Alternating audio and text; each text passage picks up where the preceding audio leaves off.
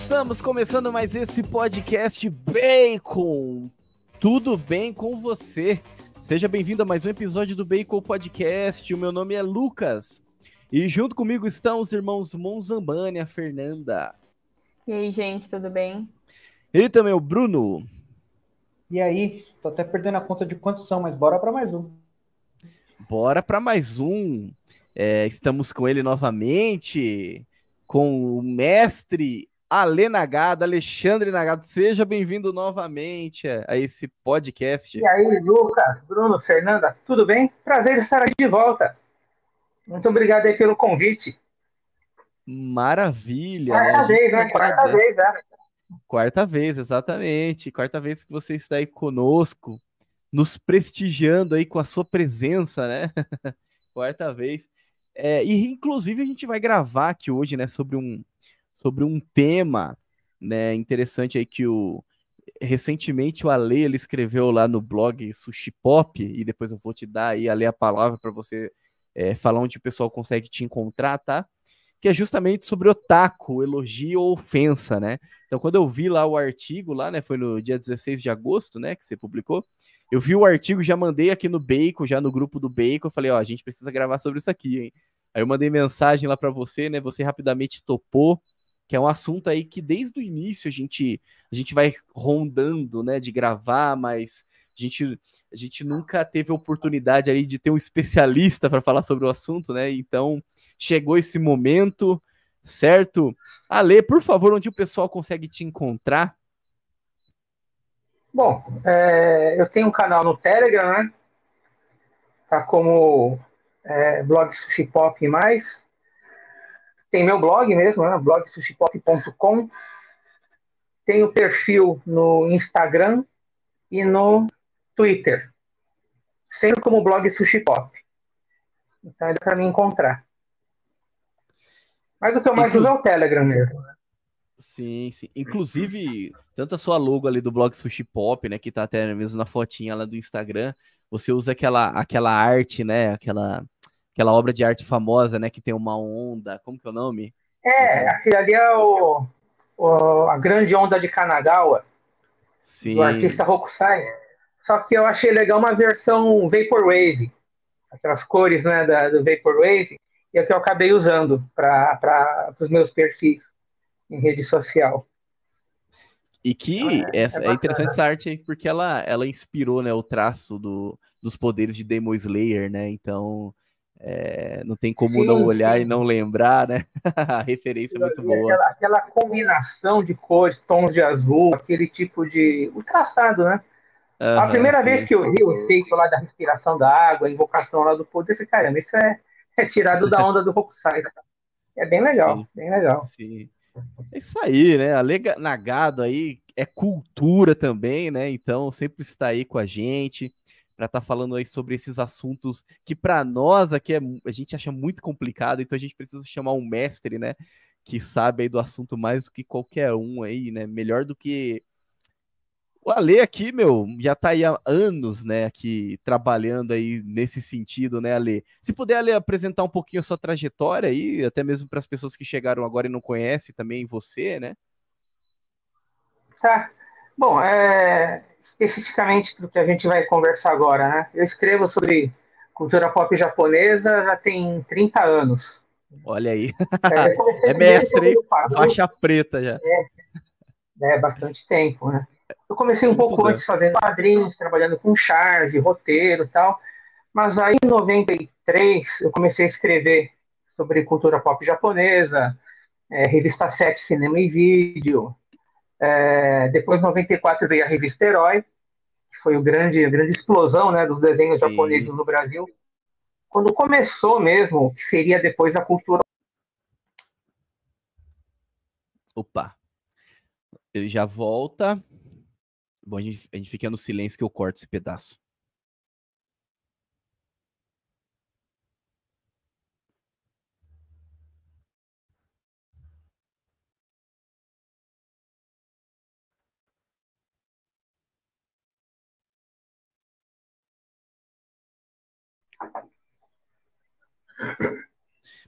Ale, fica tranquilo Aí, que a gente fez uns segundos aqui de silêncio, então dá pra cortar isso.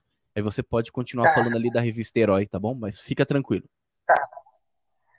Então, a revista Herói foi meio o começo, né, dessa cultura otaku, do leitor fã, né, de desenhos japoneses. Isso aí nos anos 90 que foi ganhando mais corpo. Claro, fazendo a ressalva que desenhos japoneses passam no Brasil desde o finalzinho dos anos 60. Speed Racer, A Princesa e o Cavaleiro, Shadow Boy, Fantomas, vários desenhos. Só que a coisa virou febre mesmo depois dos Cavaleiros do Zodíaco, em 94. Aí veio a revista Herói, que eu escrevia lá. A gente falava de vários outros desenhos, coisas que acabaram vindo para o Brasil também. Depois de Cavaleiros, teve Sailor Moon, Pokémon, Dragon Ball Z, Aventura de Fly, muita coisa, né? Hoje em dia, com streaming, muitas produções o público consegue assistir assim que passa no Japão. Passou o episódio, no mesmo dia já tá em streaming, tem séries inteiras que vão para Amazon, para Netflix. Então, hoje em dia tem muita oferta, né, de material. Antes o pessoal tinha que se virar com pirataria, né? Desde fitas VHS e tal. E hoje em dia está bem mais difundido. E eu acompanhei todo esse movimento, né? Hoje em dia eu escrevo, né, o meu blog Sushi Pop. Tem uma coletânea de artigos meus, que é o Almanaque da Cultura Pop Japonesa. Saiu em 2007, teve segunda edição em 2016. Estou preparando uma coletânea, mais uma coletânea para sair ainda esse ano, de artigos sobre cultura pop japonesa, história do mangá, história do anime, matéria sobre música japonesa, séries tokusatsu. Isso aí deve sair ainda esse ano, que é o Japão, o Império da Cultura Pop. Então, toda a minha vida tenho estado envolvido, né, em não só acompanhar esse tipo de produção, mas analisar, ver um pouco os bastidores dessa indústria de entretenimento, indústria cultural, e os desdobramentos dela no Brasil. Então eu acompanhei, né? Quando você falou da gente conversar sobre o assunto otaku, eu acompanhei isso aí desde o começo, né? Sim. Inclusive, você foi falando da trajetória, né? Eu lembro da primeira vez que você participou do Bacon, foi no episódio 96, que tem aí um pouco mais de um ano, né? Que é sobre o que a cultura pop japonesa tem a nos oferecer. Então você pegou e fez toda essa trajetória interessante. Em 93 você começou a escrever, foi quando eu nasci, né? O ano que eu nasci, olha só. Então quando eu nasci você já estava lá envolvido e mergulhado nesse universo, né? Tô escrevendo já. Mas seja bem-vindo, tá bom, Ale? É sempre uma honra ter você aqui como convidado. Você não é mais convidado, né? Já é um membro do Bacon Podcast, então sinta-se em casa, tá bom? Já é um Legal, quarto obrigado, membro. Já recebeu esse título de quarto membro, né? Então é isso, né? Muito Vamos lá, então. Vamos começar aqui sem mais delongas. Apenas aí um minutinho dos recados, né? De sempre. Segue a gente lá no @Bacon Podcast BR no Instagram. Se inscreve, deixa o seu like lá no nosso canal do YouTube, nos ajuda aí, dê engajamento, nos ajuda a crescer, certo? Os nossos episódios, eles estreiam primeiro no YouTube, nas quartas-feiras, às 8h30, depois nas outras plataformas de podcast, ali a partir da meia-noite, então, seja no Spotify, enfim, no Deezer, nos outros agregadores de podcast, e na Rádio Shockwave, às terças-feiras, às 20h30, se eu não me engano, agora tá às 8h30. Então é isso. Sem mais delongas, muito bem, meus caros nerds dessa terra de Santa Cruz. Acompanhe mais esse episódio do Bacon Podcast.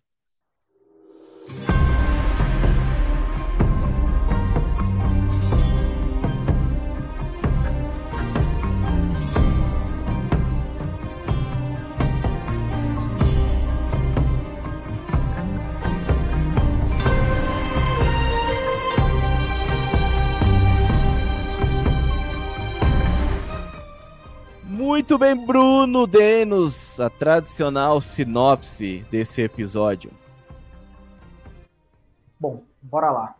O episódio de hoje ele é um episódio diferente, porque a gente está acostumado aqui a trazer muito da cultura ocidental e o quanto ela impacta nas nossas vidas, né?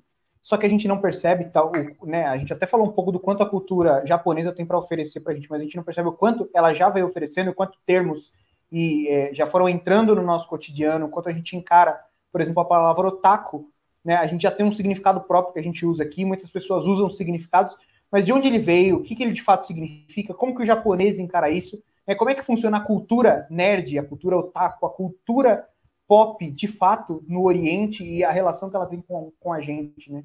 Então, hoje o Ale vai trazer uma aula para a gente entender muito sobre isso. Exatamente, né? E no início do podcast eu citei lá o blog Sushi Pop, né? Um artigo que o Ale escreveu. O problema é aqui mesmo. Eu não sei o que acontece. Fica tranquilo, Ale. Fica tranquilo. Eu pausei aqui a gravação. Tem uma ferramenta aqui que dá para pausar. Bom, e então tava falando desse artigo, né? Que achei muito bom, muito interessante, né? E então, só para começar, né? A gente vai deixar aqui o link na descrição. Além desse artigo, também tem outro, né? Que é de 2022, daí, que é Otaku, os Filhos do Virtual, que é em cima de um livro, né? Desse mesmo nome, onde o Ale também escreve falando sobre. Mas então vamos lá, né, Ale? Vamos começar. Isso, esse daí mesmo, aí, ó. Ale, vamos começar então pelo início, certo? Vamos começar aí pelos conceitos, né? Pelas definições. Afinal, o que significa essa palavra otaku? O que ela carrega consigo? Isso é bom, isso é ruim? O que acontece? Bom, aqui como a gente meio que convencionou no Ocidente, o otaku seria o fã de mangá, anime, cultura japonesa, mas principalmente mangá e anime. Games também, né? Alguns estendem aos doramas, mas o otaku é aquele ali que vive mergulhado nessa cultura. Muitos também dizem que o otaku é o equivalente japonês ao nerd. Inclusive, se você digitar no Google Tradutor, nerd e otaku se aparecem como sinônimos, e não é. Né? O termo nerd também vem dos anos 80, e é o americano CDF, o que só quer saber de estudar e também é ligado em ficção científica, em quadrinhos, né? Aquele estereótipo de filmes com a vingança dos nerds e tal. O otaku, o termo não surgiu assim, não tem relação, na verdade, com mangá, com anime, ou nada disso aí. Né? A palavra otaku, originalmente no Japão, no sentido de sua casa, a casa, sua casa. 83, um jornalista japonês chamado Akio Nakamori, ele usou essa palavra para descrever um comportamento social. O que seria o otaku na visão desse jornalista? Seria alguém que se fecha num casulo. Ele é a própria casa. Imagina uma tartaruga, sei lá. Mas ele é a própria casa. Ele vive fechado no mundo dele. Né? Tem registros na imprensa japonesa de outras pessoas usando antes esse termo. Não seria uma invenção desse aqui, o Nakamori. Mas foi a partir dele que o termo começou a ganhar mais visibilidade. Né? Muitos apontam que ele é o criador da palavra, não. No sentido assim, o otaku. E para a escrita japonesa, isso aí também é diferenciado. Né? Aqui, o japonês tem 3 alfabetos. Hiragana, básico, né? Que é fonético. O katakana, que também é fonético, mas ele é usado para termos estrangeiros. E o kanji, que são os ideogramas. Otaku tem como você escrever em hiragana, e tem um kanji também que você usa como parte da estrutura da palavra. Aí no sentido de sua casa. Esse Nakamori, ele grafou tudo em katakana, em um alfabeto fonético para termos estrangeiros ou para dissociar do sentido original. Então, o otaku escrito dessa maneira diferente seria realmente para designar um comportamento social. Qual é a maior característica desse cara que vive fechado em si mesmo? Ele tem um hobby de maneira obsessiva. Ele se atira a um hobby. Não necessariamente é um cara que lê mangá ou assiste desenhos, né? Tem vários segmentos de otaku lá no Japão. Um dos maiores, até uns anos atrás, era o colecionador de miniatura de trem. Tem um grande mercado no Japão para isso aí. Tem revista especializada em miniaturas de trem. A pessoa que pesquisa a história daquilo ali, quando, que período histórico foi usado, tem as miniaturas de trem, tem aqueles que são especializados em armas da Primeira Guerra Mundial, armas da Segunda Guerra Mundial, especializado em navios, especializado em bandas de metal melódico dos anos 80.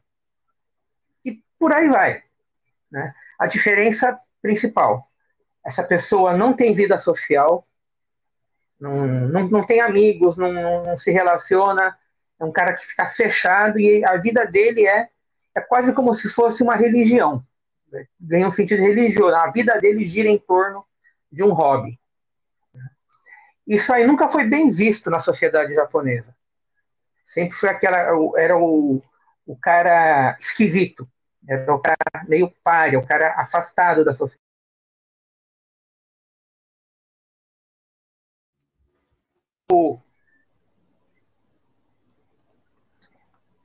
Seria o cara que não tem vida social. Tudo na vida dele gira em torno de, né? Então nunca foi bem visto. Isso aí, de esquisitice, começou a virar uma coisa mais bem mal vista mesmo. Em 96, 95, 96, teve o caso de um serial killer, um assassino que matou algumas crianças, né? É uma coisa assim horrorosa. Ele matava ou mandava parte do corpo para a família. A polícia pegou ele e descobriu que o quarto dele era forrado de mangás, fitas de vídeo, desenhos, filmes de monstro. E aí foi aquela coisa, a imprensa entrou lá, falou: esse aqui é o quarto de um otaku. E associou com Imagina assim, às vezes que aparece na imprensa um assassino que jogava videogame. Aí mostra cheio de games, ou RPG, como já teve também com RPG. Sim. Satanismo, né? Aí a galera do RPG. Uhum. Sim. E esse cara, ele trouxe todo um estigma para quem era otaku, né? Teve esforços de reportagens para tentar desmistificar, mas não teve jeito. Aquilo ficou associado não só com uma coisa esquisita, mas uma coisa perigosa, uma coisa... como fica a cabeça de alguém que lê muito mangá, que vê muito desenho, né? Não pode ser normal, um cara desse é doente da cabeça.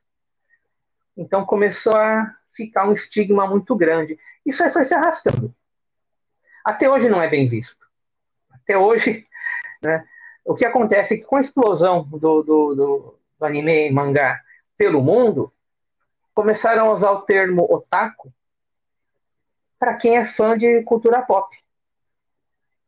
No Japão, realmente, a maioria dos otaku realmente gostam de games, gostam de anime, gostam de mangá. Tem os otakus, por exemplo, o de idol.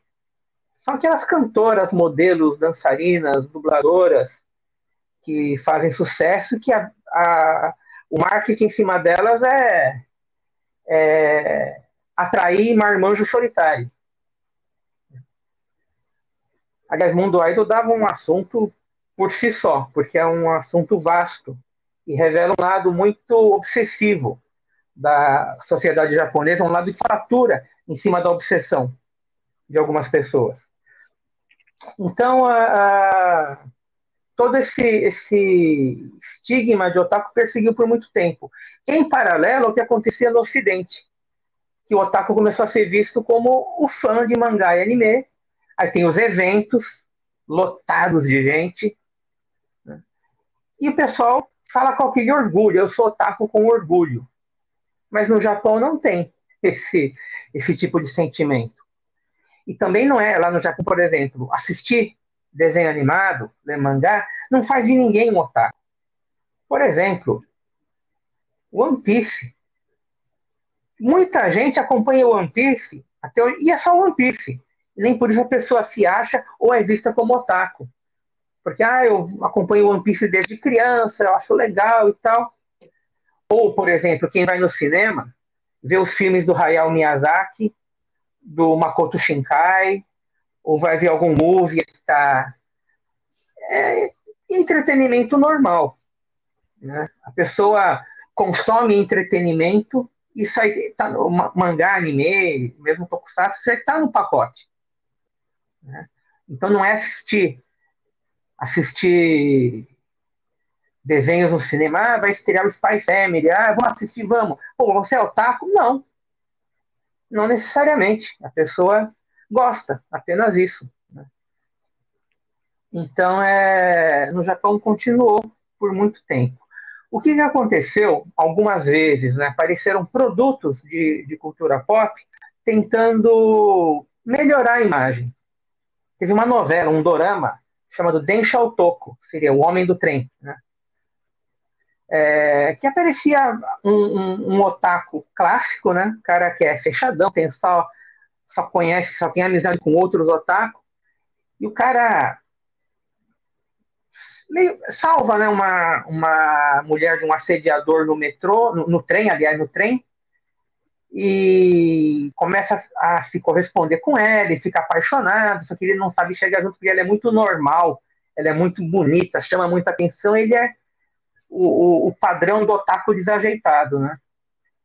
E uma novela bonitinha, né? Tem filme também, teve mangá, né? Então dizem que melhorou por um tempo, porque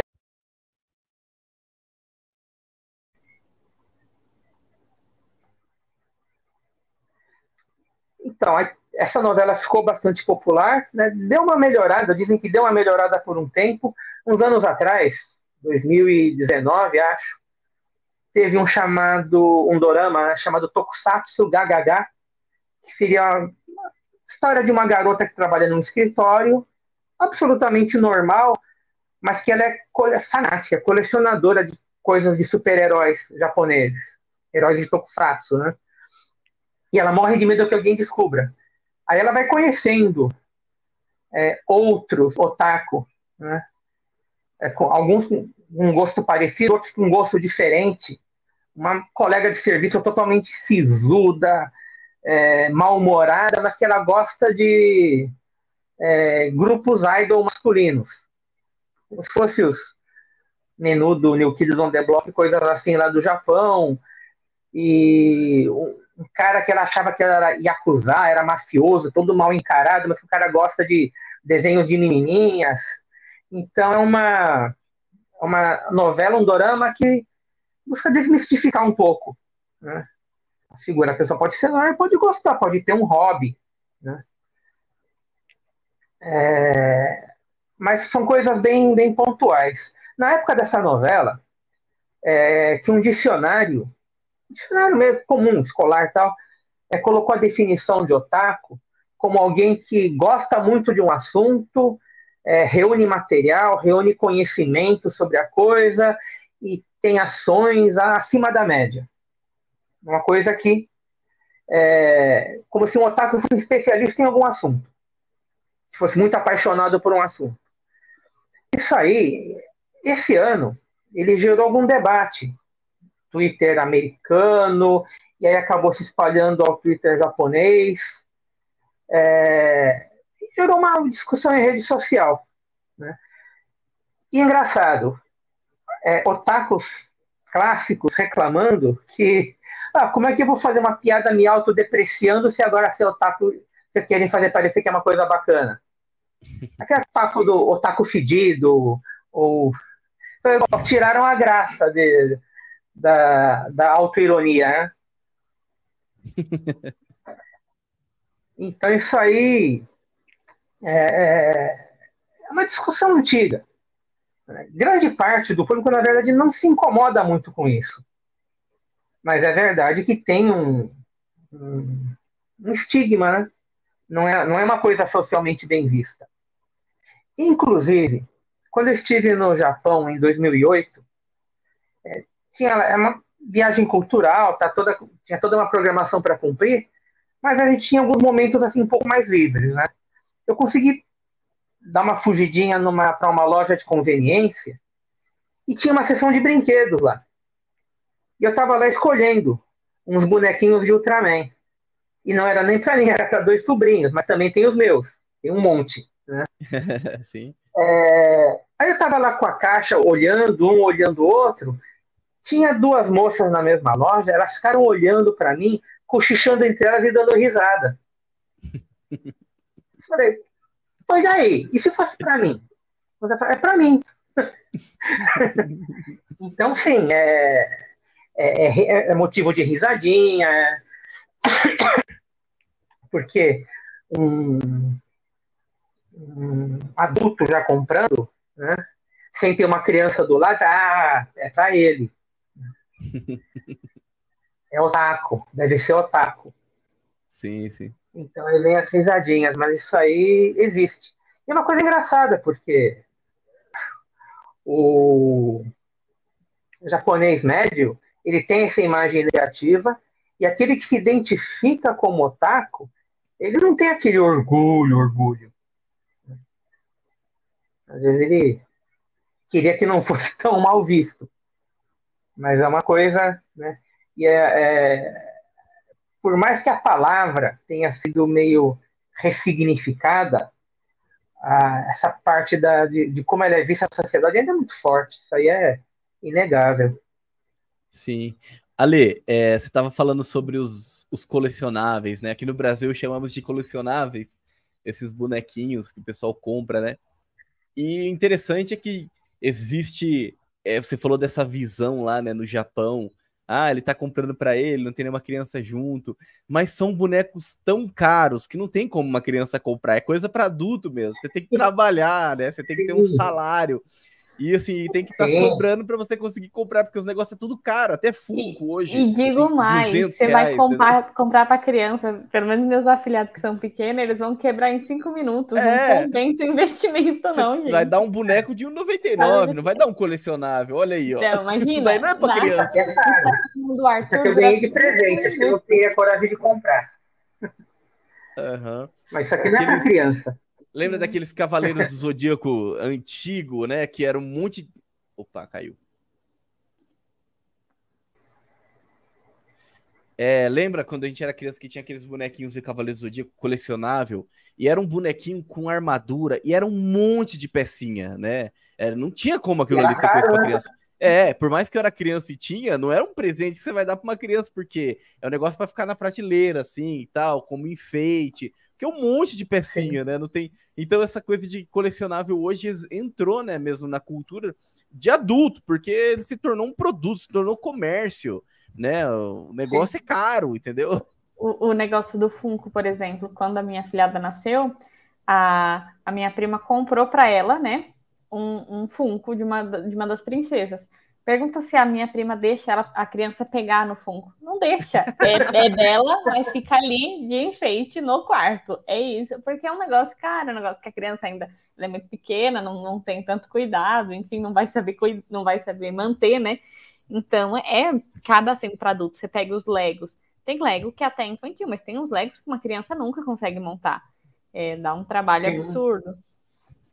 É interessante que eu achei que toda essa cultura, né, de gostar mesmo dos colecionáveis, de começar a ter esse tipo de hobby, tivesse sido importado do Japão, mas então, por mais que eles gostem e tenham bastante disso, não é tão bem visto lá. Eu achei que era o contrário, que lá era super normal. Não, mas assim, o mercado é gigante. O mercado disso aí é gigantesco, né? Se você for na parte do pessoal que gosta de robôs gigantes, tipo Gundam, né? Não sei se viram Gundam Wing e alguns outros. É um mercado gigante. São kits, assim, quilômetros o catálogo de produtos Gundam. Então é um público grande, é um público forte. Mas é como se fosse um mundo à parte, né? Como se fosse um mundo à parte. E a impressão que eu tive com você falando, Lê, e você me corrija se eu estiver errado, Mas é que o otaku, na visão do japonês, né? Ele não é só a pessoa que tem um hobby, por exemplo, gosta de bonecos colecionáveis. Não, mas é aquela pessoa que vai muito fundo naquilo. Então, chega até ir um pouco ao exagero. Sei lá, compromete salário para comprar um negócio, deixa de fazer coisas mais importantes para fazer isso.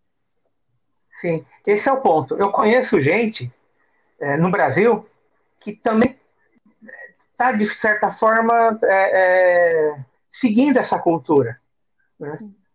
Que coloca que leva o colecionismo muito a sério, né? Então é uma parte considerável do orçamento da pessoa manter o colecionismo, né? Tem graus diferentes, né? Como a pessoa encara isso aí. É o passar do ponto que no Japão é considerado como sendo coisa de otaku. E é interessante isso que você falou, porque dado nessa perspectiva, por exemplo, até uma pessoa que, sei lá, gosta demais de futebol e vive para ir em jogos, ela poderia ser considerada um otaku no Japão, poderia ser mal visto, que ela tá levando coleciona camiseta, coleciona bola. Porque também é um negócio caro, né? Olha que loucura. É caneco, é flâmula, é bandeiras, é miniaturas de jogador. Até a pessoa... Você entra na casa da pessoa, até cheio de coisa de futebol associada ao time do coração. Tipo, a falta de equilíbrio que seria essa questão do otaku, né? Tipo, ir ao extremo no hobby, no gosto. Sim. Esse é o ponto que coloca, esse é o ponto que se discute mesmo, né? Aí, por exemplo, agora entrando um pouco mais na parte da sociedade japonesa. É uma sociedade bastante controladora, exigente, sempre cobrando resultados, né? O bullying lá no Japão é uma instituição pesadíssima. É o ijime, são os maus tratos, né? O Japão tem um dos maiores índices de suicídio infanto-juvenil do mundo por causa do ijime, de tão pesado. Caramba. Né, de fazer, às vezes, a criança roubar dinheiro dos pais, para que os delinquentes que batem nela tenham dinheiro para ir jogar jogos eletrônicos, ou ir no karaokê, ou comprar bebida.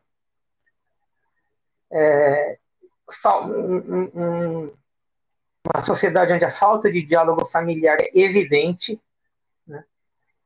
Falo várias vezes, o típico pai japonês é um pai ausente. O cara que tem que ficar até tarde no trabalho não vai ser mal visto pelos colegas. Quem é o último a sair? Ninguém sai a hora que dá o fim do expediente. Mesmo que não tenha serviço, porque não é de bom tom você terminar o expediente e ir embora. Você tem que sempre que estar fazendo alguma coisa a mais, né? Isso aí gera um efeito meio bomba-relógio sobre toda a sociedade. A cobrança de resultados. Nas grandes faculdades, você só presta vestibular uma vez. Não passou. Eu não sei se nesses últimos anos...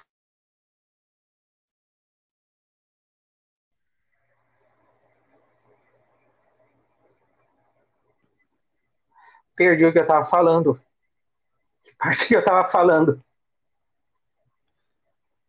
Ai. Você estava falando do pai japonês ser muito ausente. Isso, que é ausente, que de não faltar no trabalho. Você está falando do vestibular. Mais tarde. É verdade. Sim, vestibular. O lance das faculdades, que eu ouvia muito, por exemplo, quando eu estudei japonês nos anos 90, isso os professores falavam. Nas grandes faculdades você só presta vestibular uma única vez. Se você não passou, você vai ter que prestar faculdades menos conceituadas. Então isso aí cria uma pressão gigante na cabeça do jovem, né? O que acontece? Precisa de uma válvula de escape. É quando entra, né, o efeito válvula de escape do entretenimento. Como assistir um filme de aventura, você sai se sentindo forte, né? Um filme de luta, um desenho, uma série, né? Então isso aí começou a valer muito. Só que como uma válvula de escape para tudo. Para tudo. O rapaz nunca saiu com uma garota, mas ele assiste, ele joga games de simulação de encontros, vê mangás picantes, eróticos, hentai, e tudo ali, parece que tudo vai encontrar uma válvula de escape. Ou a revolta, ou ele vai ver coisas cada vez mais violentas, vai buscar as séries mais sanguinárias, tudo acaba se reduzindo a válvulas de escape, né? Ou fantasias, ou alguma coisa para suprir carências, né? Então, isso aí tem um efeito muito grande. Efeito muito grande. Às vezes tem discussões, principalmente em escolas, né, sobre o quanto às vezes se passa o limite da violência ou da sensualidade. Sempre tem um argumento da válvula de escape. Um argumento que sempre acaba prevalecendo, uma válvula de escape. Então, isso já indica que alguma coisa não vai bem, né? Um outro comportamento, eu falei do bullying, né, do IDIME, tem um outro comportamento extremado que acaba sendo potencializado pela cultura do IDIME, que é o hikikomori. Hikikomori é o isolado. Tem uma estatística que eu li outro dia, que tem cerca de 500 mil de japoneses que não saem de casa. São os hikikomori. São os isolados. É muito pior do que o otaku. O otaku vai em convenção, ele vai no cinema ver a estreia do seu desenho favorito. O hikikomori, ele rompeu com o mundo externo. Ele fica dentro de casa só. Alguns trabalham remotamente, trabalham via internet, encontram alguma ocupação através da internet, só que a maioria vive parasitando os pais. E pessoas na faixa de 20, 30, 40 anos, né, que escolheram simplesmente parasitar. Às vezes os pais têm uma condição financeira boa, não sabem como lidar com o filho que não quer mais sair do filho. São geralmente homens que sofrem disso, tá? Raramente mulheres. E não sai mais de casa. Só que aí já tem... O governo japonês se preocupou com o seguinte: o que vai acontecer quando os pais forem morrendo? O cara tem 50 anos, é hikikomori, tá 20 anos sem botar o pé fora de casa. E quando os pais morrerem, vai acontecer o quê? Então, isso aí é um problema, né? Então, assim, são muitas questões que acabam meio que tangenciando esse tema dos otaku. O Ocidente é uma curiosidade e tal, mas lá para o Japão isso aí está inserido dentro de um contexto maior. Visivelmente é um problema muito grande, né? Porque todas essas situações são muito tristes e a gente vê, por exemplo, toda essa história de não sair de casa, a válvula de escape, que vida triste, qual é o sentido dessa vida, no final das contas? É um desperdício, é uma tristeza mesmo. Sim, e você está falando de 500 mil de pessoas. É muita gente. É muita gente. Né? Nem todos esses, por exemplo, têm um hobby específico. Muitos não têm um foco de interesse específico. Mas muitos são realmente otaku que foram para um lado mais extremo ainda, que é o hikikomori.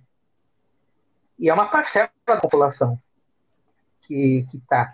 Um outro problema também que tangencia essa questão do otaku são as pessoas que não têm relacionamento.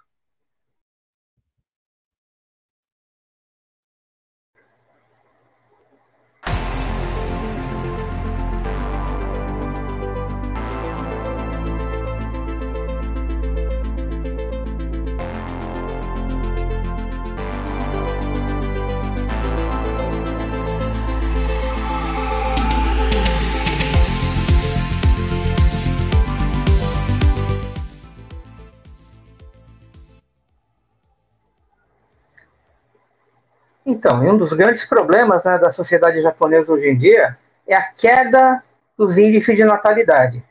O Japão há muitos anos vem encarando esse problema.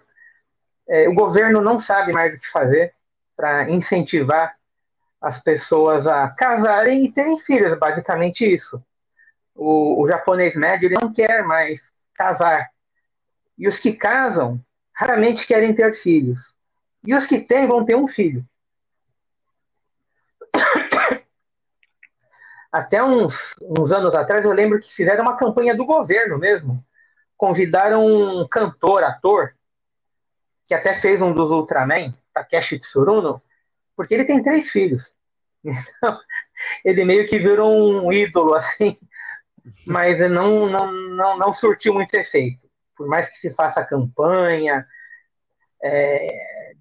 defendendo uma paternidade mais participativa e tal, mas a população média não quer saber. Eu vi uma estatística ontem que o Japão era o país recordista com população acima dos 80 anos. E é recordista também com moradores com mais de 100 anos. E também é recordista no número de mulheres com mais de 40 anos que nunca tiveram filho. O Japão está liderando todos os índices. Então é um país, cada vez mais um país de gente velha. Eu não lembro qual que é a porcentagem, 20%, 30% de pessoas com 80 anos ou mais. É muito, é muito. É bom que lá conquistaram a longevidade, qualidade de vida. Tal. Por outro lado, não há reposição populacional. Né? O sistema de previdência lá que já não é aquela coisa. Não é aquela coisa. Tem muito velhinho que tem que fazer bico para poder sobreviver porque a aposentadoria não dá conta. O colapso do sistema previdenciário japonês é iminente. Mesmo economia. Então, vira e mexe tem pressões para que o Japão receba refugiados. Tem pressão, inclusive tem artistas já trabalhando para movimentos globalistas, incentivando o japonês a pedir por imigrantes de outros países, por refugiados. Né? Qual é a resistência do governo japonês? Sujeitar os refugiados às leis. Veja, o Japão ele é tão seguro que crianças de várias cidades, crianças de 5 anos já vão sozinhas para a escola. Tem as escolas de bairro, crianças com 5 anos, turminhas, crianças indo sozinhas para a escola. Tem condição de fazer isso aí com acampamentos de refugiados por todo lado? Não tem a menor condição. Não tem a menor condição. Então, tem uma pressão da imprensa internacional, de políticos, de grupos, empresas.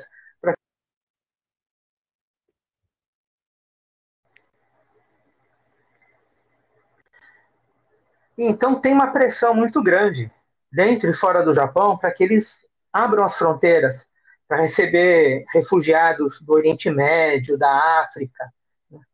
Só que não adianta fazer como estão fazendo na Itália, de chegarem milhares ocupando cidades inteiras e sem nenhum controle, sem nenhum... Eles nunca se sujeitam às leis locais, principalmente dependendo de qual a religião que seguem. Então, o Japão pode ser destruído com uma grande onda de refugiados. Ele não está preparado. Por quê? Porque lá o índice de confiança interpessoal é um dos maiores do mundo. É estranho ter que preocupar toda hora se a casa está trancada, ou se alguém perde uma carteira na rua, vai ser encontrado e vai ser devolvido. Né? Tem lojas ali que, por exemplo, tem grandes cestos na entrada, onde em época de chuva, quem entra vai colocando o guarda-chuva lá. Você não vai sair com o guarda-chuva de outra pessoa, não vai pegar um para você. Você vai sair, vai olhar onde é que está o seu, vai pegar o seu. Uma cultura dessas não tem defesa alguma contra uma imigração descontrolada.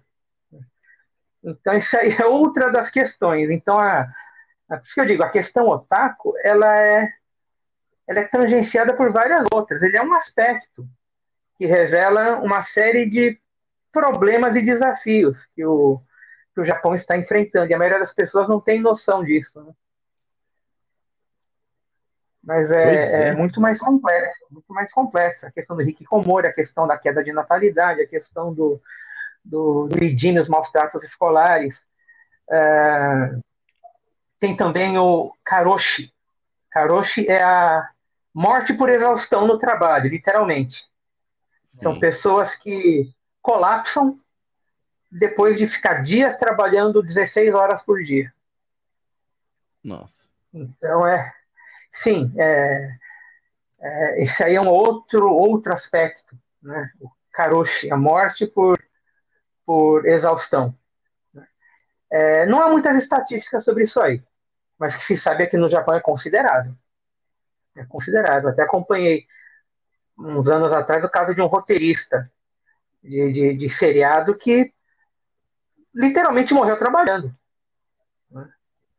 Por causa disso aí. Então é muita pressão social. Você vê que a pressão é muito grande. Há necessidade de válvula de escape. O problema é que não está vendo quando a pessoa se torna um otaku nesse sentido mais pejorativo, que é o que eles mais conhecem, já é um dos sintomas, né, da sociedade. Um dos Olha, sintomas dos problemas aí. É interessante isso que você está falando, porque a impressão que dá é que tudo isso são sintomas, são consequências de uma falta de um transcendente. Por mais, e aqui eu não estou nem defendendo toda a questão do cristianismo. Claro que é a nossa visão, nós somos católicos, a gente defende toda essa visão, né, de uma visão transcendente, muito mais voltada à figura de nosso Senhor Jesus Cristo. Mas mesmo pensando assim, a impressão que dá é que falta uma visão do eterno, uma visão do transcendente, uma visão de uma religiosidade que seja essa válvula de escape, que dê um sentido para a vida. Sim, pensando até em Viktor Frankl aqui, né? Tipo, sentido para a vida deles, que não seja o trabalho ou um hobby ou nada disso, mas que seja algo que de fato traga um sentido mais profundo para a vida, né? A impressão que dá é que tudo isso é consequência de uma falta de um sentido desse. Porque, na verdade, exatamente, não seria uma válvula de escape. A válvula de escape, ela já é um problema, ela já é um sintoma de um problema maior, que é a falta de sentido na vida. Então, se o trabalho, por exemplo, morrer de exaustão no trabalho, você está vendo que o trabalho ele acabou virando uma válvula de escape para alguma outra coisa, entende? Sim, então, a pessoa não quer voltar para casa, ou não quer ficar sozinho. Exato, então assim, você vê que isso é o sintoma de um problema, que é a falta de sentido da vida. É uma vida sem sentido, ela leva a esses extremos mesmo. Viktor Frankl, ele coloca isso. Então, eu acho que a gente coloca como transcendente, como uma religiosidade, porque pra gente esse é o principal sentido da vida humana. Mas é visível que de fato falta um sentido na vida das pessoas no Japão, não de todas as pessoas no Japão também, a gente não está generalizando, mas que levam a esses extremos todos esses problemas que a gente está citando aqui. Então a gente vê, olha que loucura, né, que paralelo. A gente vê um país onde uma criança de 5 anos ela pode sair e ir sozinha para a escola sem se preocupar, o que é completamente inimaginável na nossa sociedade, mas ao mesmo tempo, essa criança de 5 anos tem o pai completamente ausente, ela já vai crescendo. Opa! Guarda aí o que você falou, hein? E aí a gente vê que essa criança de 5 anos, que ela pode ir sozinha para a escola, sem risco nenhum, ela já cresce com um pai ausente, então ela já cresce sem uma figura paterna tão presente, já cresce muitas vezes com uma ansiedade, com alguma outra coisa que não é bem trabalhada, e isso vai levando para vários extremos, que pode ser, por exemplo, um excesso de um hobby, uma ansiedade, um distanciamento social extremo de não saber lidar com as pessoas e não sair de casa, ou descontar tudo no trabalho, ou ter, por exemplo, que a gente falou dessas válvulas de escape, onde a pessoa ela assiste, sei lá, um anime, mas ela vê só as coisas mais violentas, ou pornografia, ou várias outras coisas que levam exatamente ao extremo da coisa. Não é o entretenimento, não é uma coisa para relaxar, mas é de fato uma válvula de escape para lidar com aquilo que está faltando internamente nela. E ela vai crescendo sem sentido, e isso se torna normal na sociedade. Então é muito triste de ver, porque a gente vê uma sociedade que, olhando de fora, parece tudo tão lindo, tudo tão perfeito, nossa, que seguro, você não precisa se preocupar, mas ao mesmo tempo você tem deficiências muito grandes, sociais, que levam a um suicídio de crianças e adolescentes, que é uma tristeza muito grande, né? Era isso que eu ia falar, né? Sim, A impressão que dá, por mais contra-intuitivo que isso pareça, mas o maior risco para a vida dessa criança é ela mesma, né? No Japão. Então, o Exato. Japão, ele é uma sociedade, ao mesmo tempo, tão estruturada ao ponto de ninguém se preocupar com um crime direito, ou se preocupar com um roubo, ou com algum problema social, mas dentro, na própria alma, dentro da própria pessoa, existe uma desordem muito maior do que a da própria sociedade.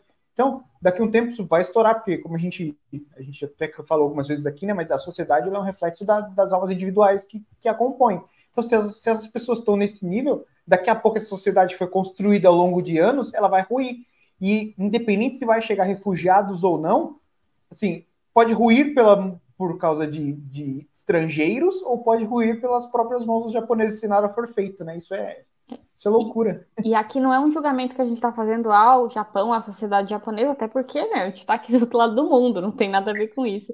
Mas sim uma análise, assim, da questão interna da pessoa, o que leva a pessoa, por exemplo, a essas atitudes extremas, porque eu confesso que eu fiquei muito triste ao ouvir todos esses relatos, e uma das coisas que mais me chamou a atenção foi como que, eu fiquei pensando, como que uma pessoa consegue viver sem sair de casa?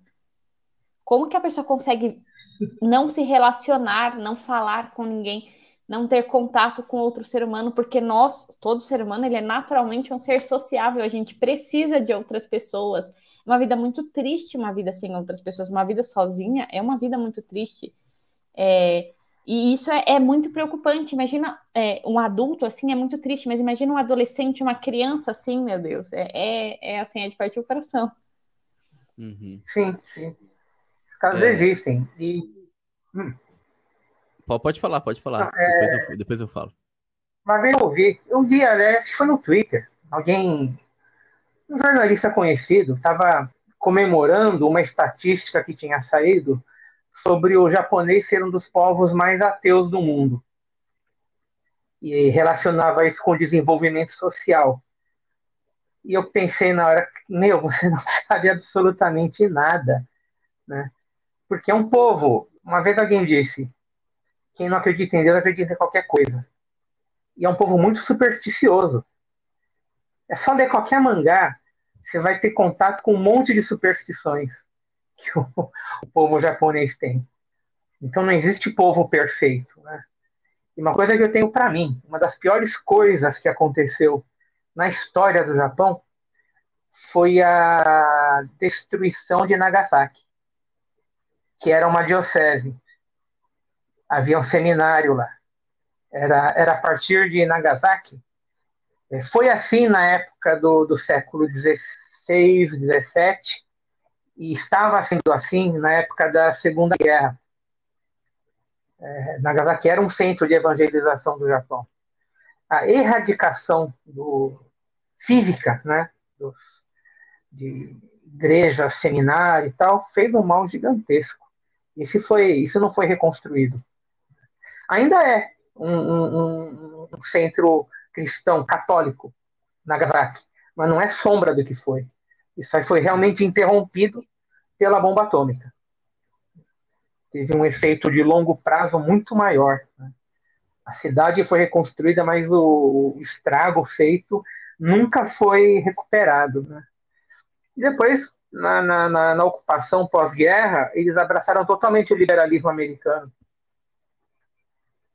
Tanto que o dito partido conservador, entre aspas, eu tenho usado muito conservador entre aspas, porque há muitos problemas.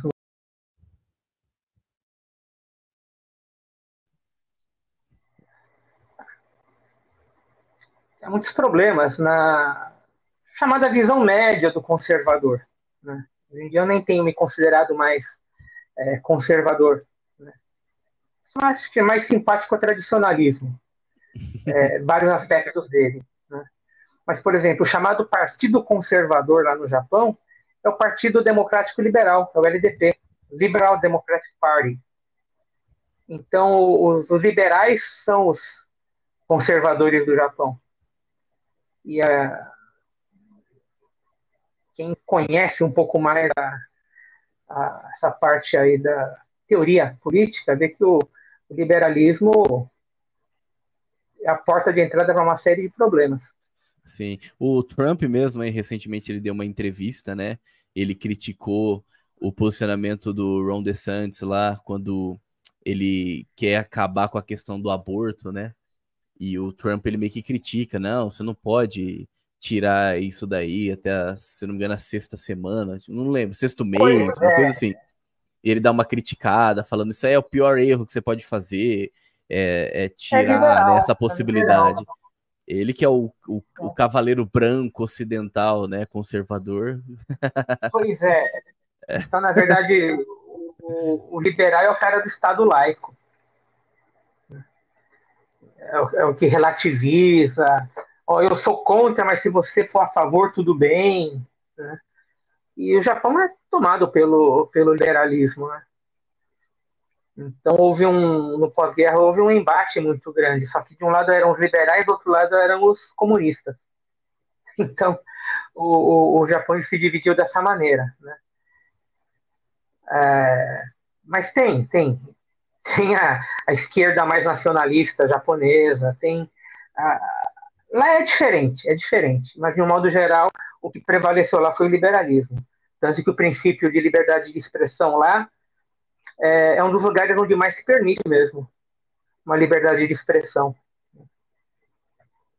Para o bem e para o mal, isso eu sempre digo. A liberdade total de expressão implica em você permitir uma série de coisas erradas, uma série de deturpações, uma série de coisas de violência e perversões.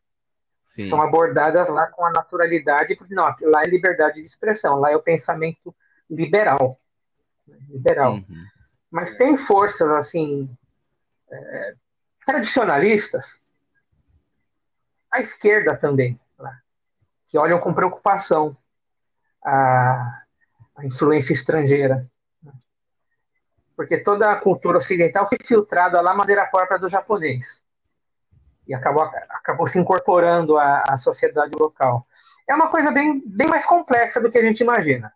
Eu não falo com segurança total sobre quase nada ligado à política japonesa. Porque quanto mais eu leio, mais eu vejo, não, o buraco é mais embaixo.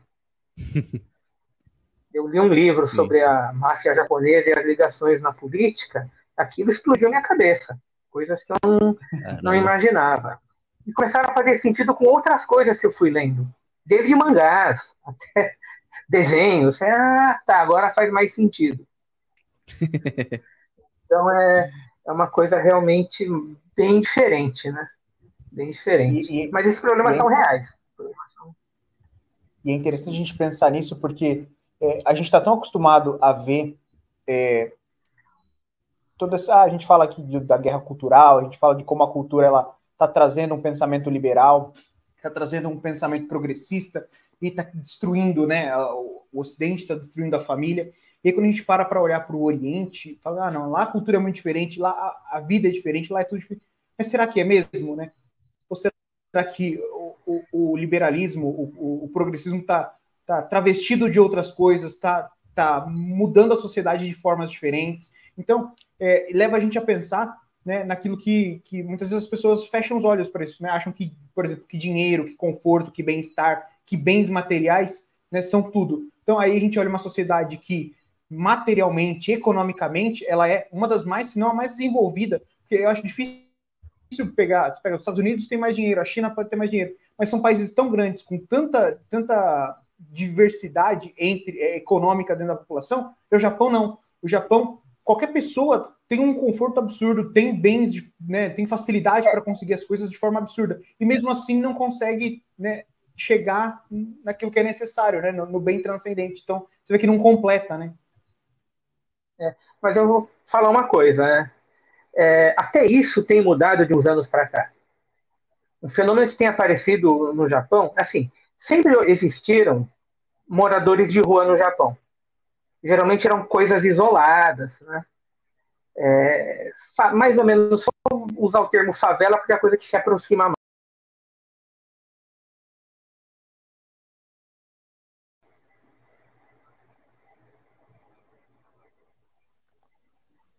Então, o que acontece? Lá no Japão, a questão do morador de rua, a questão da favela tem crescido muito. Estava até conversando outro dia com o Evandro Pontes, ele falando mesmo sobre casos de favelas crescendo. E são favelas, e estava falando sobre isso também no relatório Shockwave outro dia, que as favelas estão ficando mais numerosas lá no Japão. Várias cidades com essa questão de morador de rua e favelados. Então tem esse lado da prosperidade econômica japonesa, tem ruído também. É um reflexo geral da sociedade. Você vai tendo uma sociedade com muita mão de obra, por exemplo, nem 1 milhão de hikikomoris só dão despesa para os pais. Eles não estão produzindo nada. A sociedade que não está repondo mão de obra, não estão formando famílias. Né? Escolas em cidades pequenas fechando porque não tem aluno, porque não tem mais criança. Né? Então, esse tipo de coisa tem mudado também a situação econômica do Japão. Uma situação mais confortável e próspera ainda é a regra geral. Só que cada vez mais pessoas vivendo na linha de pobreza. Com fábricas fechando, comércio fechando. Né? Outro dia estava vendo um vídeo de um canal que o cara fica andando por ruas, por cidades, ele encontrou ruas abandonadas, bairros cheios de prédios abandonados, prédios residenciais abandonados. Cidades fantasmas. Acabam virando como fragmentos de cidades fantasmas. Você pega ruas inteiras desocupadas. As famílias vão mudando para lugares menores, não conseguem alugar e vai ficando ali tomado por vegetação. Então esse é um fenômeno que tem aumentado no Japão. Então, às vezes a gente vê notícias de melhoras na parte econômica, mas são melhoras pontuais. No geral, a situação lá está realmente numa certa decadência. A cultura está se deteriorando, né? Somando tudo isso aí. Sim, não tem como se sustentar, né? Pois é. Por todos esses problemas que eu fui falando que estão conectados, isso tem um efeito econômico. Hoje em dia, eu vejo sempre os créditos das séries que eu acompanho. Muita mão de obra estrangeira já. Antigamente, a mão de obra japonesa bastava para uma produção volumosa. Agora tem muita coprodução, ou utilizando mão de obra, ou parcerias com estúdios da Coreia do Sul e da China. Então, aquela coisa de ser um grande centro produtor, eles já estão terceirizando, né? Porque não dão conta. Muitas coisas feitas sob encomenda para Netflix e para Amazon, muita coprodução. Então, eles estão buscando, né, formas de sobreviver, porque só o público consumidor local, que sempre bastou, não basta mais. Nesse ponto, exatamente por causa disso, é que a cultura woke avança agora sobre o Japão. Investidores, né, eles querem, né, mais produtos woke. E é uma coisa que nunca teve muito apelo para o público japonês. Nunca. Eles sempre tiveram uma tolerância maior ao que chama-se de diversidade, mas nunca foi uma preocupação deles. E agora está sendo. Porque tem empresas que estão colocando, né, isso como uma imposição. É o lance da cultura ocidental. Que eles investem, mas eles querem que você pense como eles. Então, o que não acontece, por exemplo, com as empresas chinesas. Eles não fazem questão de mudar sua cultura. Eles querem tomar conta do pedaço. Mas essa parte da cultura, o americano, o europeu, ele é muito mais invasivo, no sentido de querer que você siga a cartilha política deles. Uhum. Então, essa é outra questão que avança sobre o Japão, né? Cultura Wookiee. Mas lá tem muita resistência. E a resistência lá é aberta, né? Autores que reclamam. Não tem essa coisa de cancelamento. Não.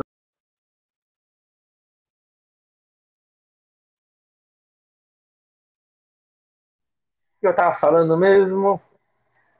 Da Da cultura woke, mas que tem uma resistência. resistência, isso. Exato. Sim, lá a cultura do cancelamento não chegou lá no Japão ainda. Tem uma convivência um pouco melhor. O pessoal quebra o pau na internet mesmo. Lá, isso, o Japão tem seus trolls, tem seus valentões de teclado, isso aí tem, como em qualquer lugar. Mas não tem aquela cultura de cancelamento. Na verdade, tem uma cultura de cancelamento que é diferente. Por exemplo, dando um exemplo, as idols, as cantoras ali, adolescentes, jovenzinhas lá, que gravam CD, fazem show, mas também lançam álbum de fotos de biquíni e tal. Elas têm tipo um contrato de celibato. Elas não podem namorar. Então elas vão cantar sempre músicas falando ali pro fã, como se estivesse cantando pro fã, né? Ela vive pro fã. Quando uma idol descobre que ela tem namorado, geralmente ela é demitida, sai do grupo, às vezes tem que publicar um vídeo chorando, implorando perdão por ter tido um comportamento imaturo. Teve uma que até Caramba. rasparam o cabelo dela careca. Nossa. Apareceu um vídeo. Sim, imagina que tenha sido a força. Dizem que ela fez por livre e espontânea vontade para mostrar o quanto ela estava arrependida. Ela se auto-flagelou. Voltar, para quem, como eu, nunca tinha ouvido falar disso. É tipo, sei lá, as menininhas do Disney Channel que cantar, sei lá, Hannah Montana. Pessoal, aí você vê que a pessoa tá ficando velha, né? É tipo uma Hannah Montana da vida, e aí ela, ao mesmo tempo que ela é a Hannah Montana, ela também faz foto de biquíni e não pode namorar, é isso? Que loucura é Sim. essa, meu? Tem um mercado gigante. Idol, às vezes é dubladoras de desenhos, cantam as músicas dos desenhos, as aberturas dos animes, e Nossa. lança álbum de fotografias. E elas têm aquele contrato de celibato. Ó, você vive, né? Então é raríssimo cantora anunciar que vai casar, ou coisas assim. Ai, Algumas mas que loucura, ela não pode, tipo, ter uma vida, né? não. Ela Tem uma literalmente cobrança muito virou, grande. ela literalmente virou, tipo, um objeto, de certa forma, né? O que Um está sendo produto. vendido. É muito triste, nossa. Eu não sabia disso. Sim. Em show de idol, às vezes a música é para adolescente. Só que o público é cheio de homem de 30, 40 anos. Só tem homem de 30, 40 anos lá. Com música Eu de não vou nem adolescente. falar o que é Para isso, porque adolescente. senão o YouTube vai censurar a Pois gente. Mas é, enfim, sim, não vou sim, falar isso aí nada, não. existe. Isso aí existe no Japão. E tem um nicho otaku muito grande que consome produtos idol. E tem idols de 30 anos que é, é, é, tem uma dificuldade enorme de sair, porque com 30 anos já não ninguém acredita mais que é mocinha. Então, Caramba. isso é um outro lado também da indústria cultural japonesa. E é um lado também que explora o nicho otaku. Tem os otakus de Uhum. idol, os otakus idólatras. A Então, tem isso idólatras, aí, né? caramba. Então, Nossa, é um negócio muito. bizarro. Sim, É, sim, a gente acha bizarro. A gente acha bizarro. sim. Mas Ale, é uma outra coisa que tem lá. interessante que você deu um panorama aqui, né, geral. A gente começou falando ali sobre a cultura otaku, mas você deu um panorama de como está a cultura japonesa, né? Como ela está ali se destruindo, né, aos poucos, e como isso influencia nessas coisas que acontecem lá, por exemplo, o otaku lá, que é totalmente diferente daquilo que a gente entende como otaku aqui, a forma que foi importado para o Brasil, o otaku é aquele que gosta de anime, que se veste, que é cosplay, isso e aquilo, né? Esse daí é considerado otaku, que vai lá e compra na banca lá os mangás, né? E, enfim, isso é considerado otaku aqui. Lá já é uma coisa assim totalmente diferente, né? E otaku é uma palavra que se dá assim como aquela outra palavra que você usou para aqueles pro bullying que acontece lá, ou pro suicídio, enfim, para essas outras coisas que são ruins, né? Porém, assim, é totalmente diferente. É aquela coisa meio objetiva, né? Sim, mas o interessante é que você colocou assim, porque isso é... Opa! Eu só queria reforçar que é interessante que você colocou isso, que tipo, que é a forma que a gente concebe essa palavra aqui, ela é diferente da forma que dá origem a ela, né? Tanto que até mesmo o Hayao Miyazaki, ele tinha dado uma entrevista, ele comentou falando que tipo, meio que o que deixa ruim a indústria dos animes é os otakus, né? E depois isso acabou causando algumas polêmicas, mas é que o otaku que ele estava falando é da forma que eles entendem lá no Japão. Não é a forma que nós entendemos aqui no Brasil, que muitas vezes existe um certo preconceito, mas muitas vezes é usado como tipo para classificar o nerd que gosta de cultura japonesa, né? Mas não é isso, né? Então assim, só para deixar bem assim, porque depois tem muita gente que vai achar que pode ser que as pessoas acabem entendendo errado, sabe como é que funciona, né?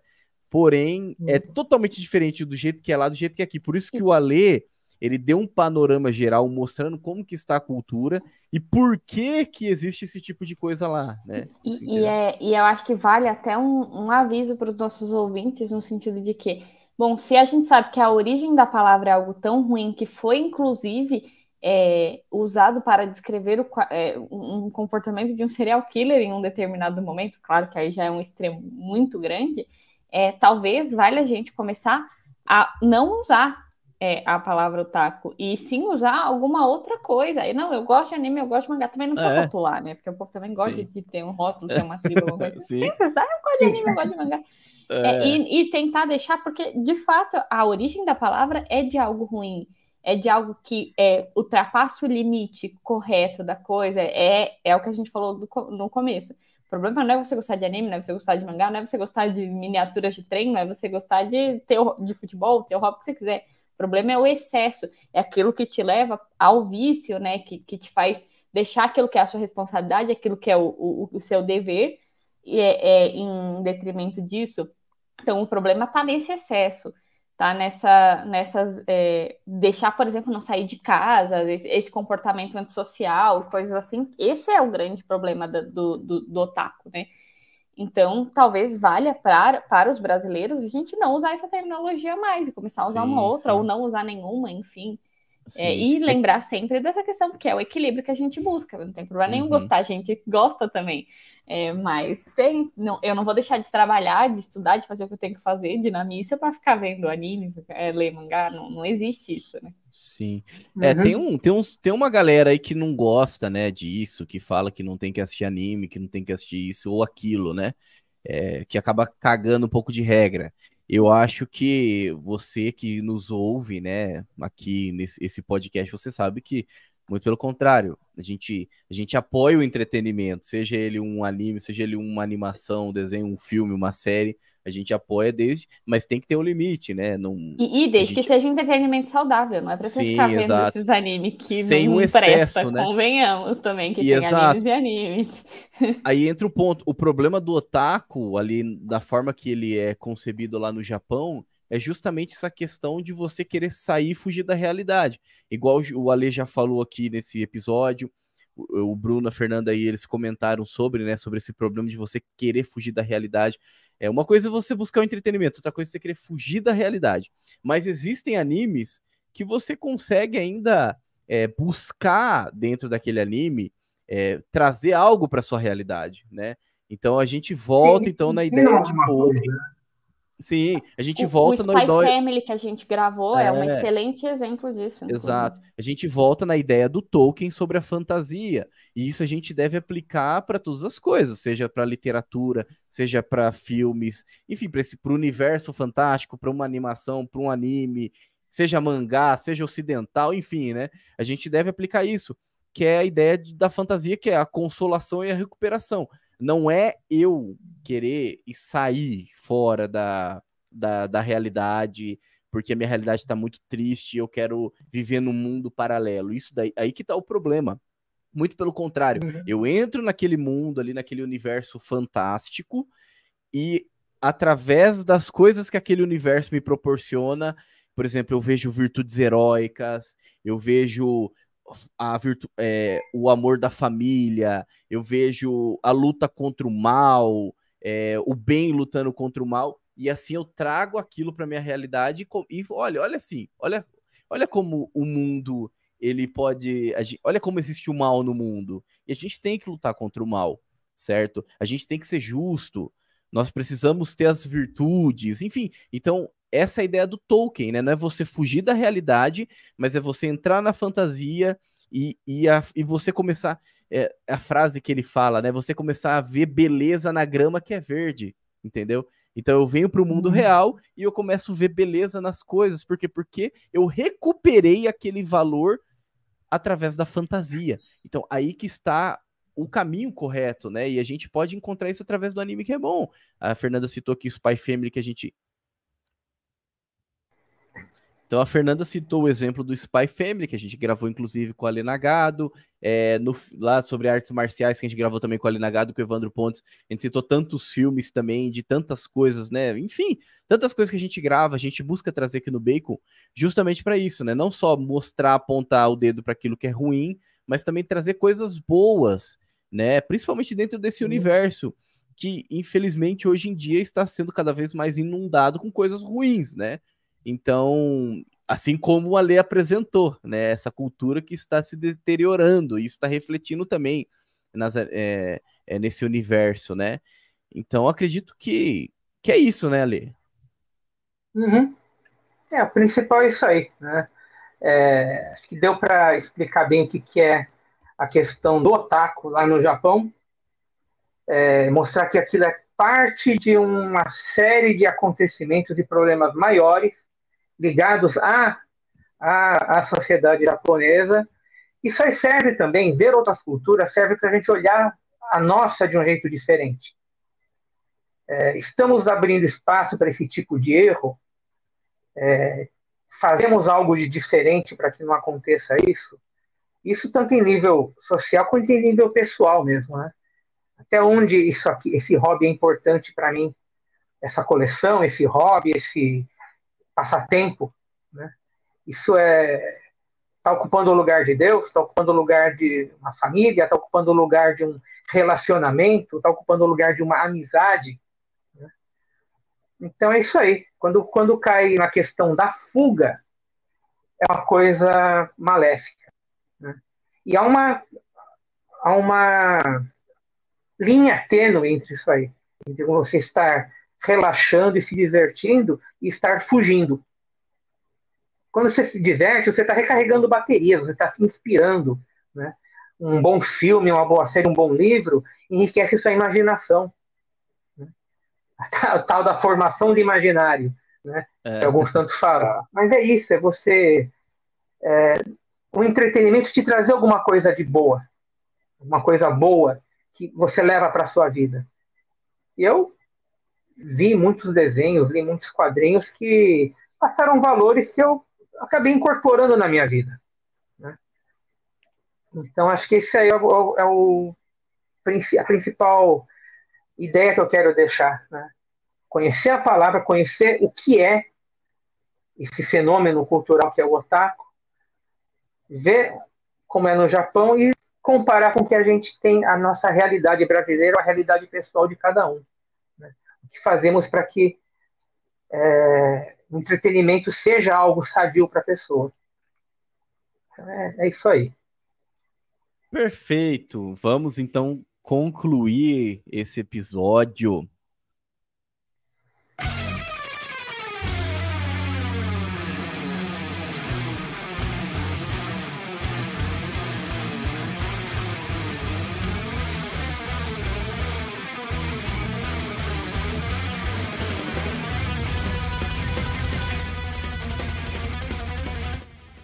Então estamos concluindo mais um episódio do Bacon Podcast, concluindo aqui de forma agitada, né, para dar uma despertada aí na galera.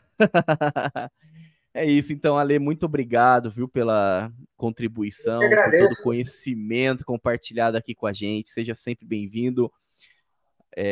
Você é um quarto membro, como eu falei já, né, no início desse episódio.